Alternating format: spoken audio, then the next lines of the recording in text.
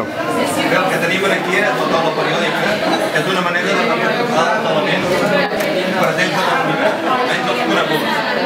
Estan estructurats en forma de columnes i de files. I a cada casella d'aquestes hi ha un element determinat.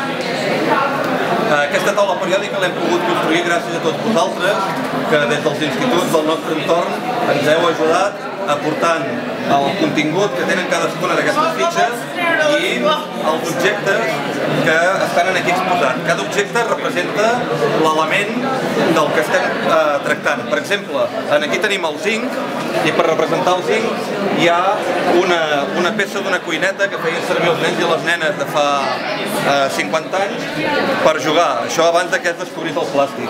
O bé, el germani com a un dels components del semiconductor.